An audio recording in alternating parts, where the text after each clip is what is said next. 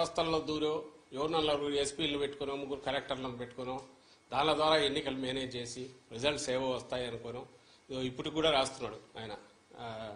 ఆశ్చర్యం వేస్తుంది. ఈ ఆఫీస్ ఏదో అప్గ్రేడ్ చేయొద్దు. మొన్న రాశాడు ఏది పథకాలు ఆపేసి కాంట్రాక్టర్లకు బిల్లులు పే చేస్తున్నారు. అసలు ఏమనుకుంటాడో అర్థం కావట్లేదు ఆయన చంద్రబాబు నాయుడు. అధికారం లేక ఆల్రెడీ వచ్చేసాను అనుకుంటున్నాడు. మధ్యలో 5 ఏళ్ళు గ్యాప్ వచ్చినా కూడా తనకుంగా ఇది దిగినట్లేదు. ఇది కూడా ఈ ఆఫీస్ ఇదేమో పంచాయతీ ఆఫీసా? స్టేట్ గవర్నమెంట్ అంటే పంచాయతీ ఆఫీసు ఇంకో దగ్గర ఎక్కడ మారుమూల తెలియని దీంట్లో ఏ కనెక్టివిటీ లేని చోట ఏదైనా ఫైళ్లు తారుమారు అది అనుకోవచ్చు. ఒక స్టేట్ ఒక గవర్నమెంట్ అనేది అది ఎవరైనా ఉండొచ్చు. రికార్డులన్నీ మాయమైపోతున్నాయి. ఈ ఆఫీస్ అప్గ్రేడ్ చేయొద్దు అంటే ఏదో ఈయన వచ్చేస్తున్న ఇంప్రెషన్ ఇస్తా స్టేట్మెంట్లు ఇవ్వడము లేదా గవర్నర్కి అందరికి లెటర్లు రాయడము. ఏమాత్రం ఆయన ధోరణి మారలేదు ఈ ఎన్నికలు అయిపోయిన తర్వాత కూడా అనేది అర్థమవుతుంది.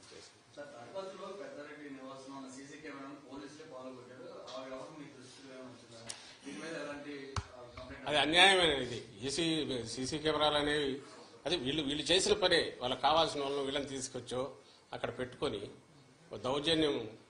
దౌర్జన్యానికి దిగి హింసాకాండ క్రియేట్ చేసి భయోత్పాతం క్రియేట్ చేయడము, దాంట్లో నుంచి ఏదైనా లాభం పొందాలని చూడడం ఏదైతే ముందు నుంచి టీడీపీ నేచర్ ఉందో ఇక్కడ కూడా అదే కనపడుతుంది. సీసీ కెమెరాలు ఉండేదే ఎవరైనా నేరం ఏదైనా జరిగితే దాన్ని పట్టుకోవడానికి ఉపయోగపడాల్సినవి.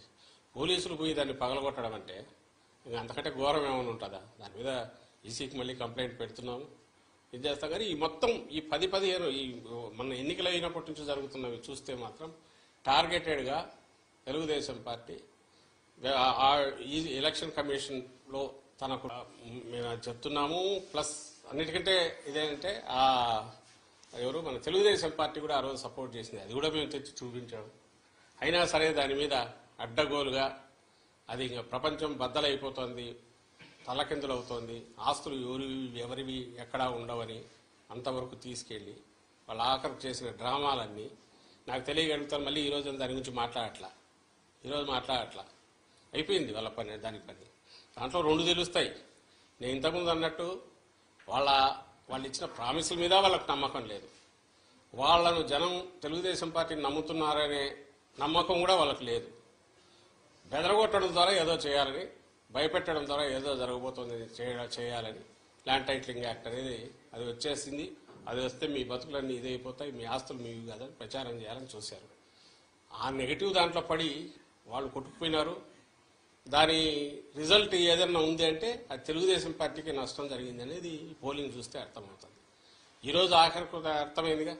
అంటే నీతి ఆయోగ్ వాళ్ళే ఆర్టీఐ యాక్ట్ కింద ఎవరో పెడితే క్లారిఫికేషన్ ఇస్తే దాన్ని వాళ్ళు కూడా మేము సపోర్ట్ చేస్తున్నాం మంచి ఇదని వాళ్ళు అన్నారు. ఇది రియాలిటీ వాస్తవం ఏదంటే 5 ఏళ్లు బ్రహ్మాండంగా ప్రజలను రాష్ట్రాన్ని కాసుకోవడము, రాష్ట్ర అభివృద్ధికి కానీ సంక్షేమానికి కానీ కట్టుబడి ఉండడము, ఏది చేసినా ప్లెయిన్గా ఉండడము, దిక్కుమాలిన కుట్రలో కుతంత్రాలో ఇలాంటివి చేయకుండా ఉండడము, ఇది జగన్మోహన్ రెడ్డి గారి లక్షణం. చంద్రబాబు నాయుడు ఏమో దానికి పూర్తి రివర్స్. ఆయన ఏది చేసినా దాన్ని ఓ పీక్కు తీసుకెళ్లి గోబెల్స్ తరహాలో ఒక అబద్ధాన్ని పదే చెప్పి అది నిజమని నమ్మించి ఆ ప్రాసెస్లో తను బయటపడాలనుకుంటాడు. బయటపడడం కాదు, మునుగుతాడని ప్రతిసారి రుజువు అవుతున్నా కూడా ఆయన అదే ప్రయత్నం చేస్తాడు.